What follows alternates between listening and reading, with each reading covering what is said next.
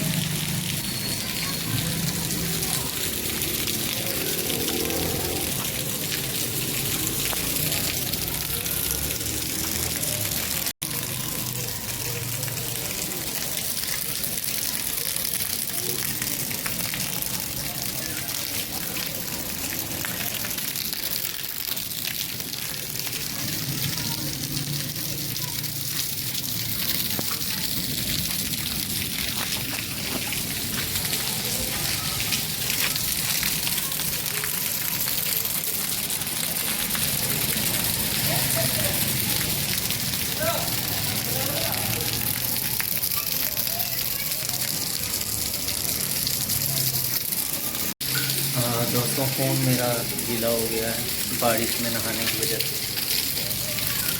देख सकते हैं बहुत ही तेज़ आज लाहौर में बारिश हो रही है।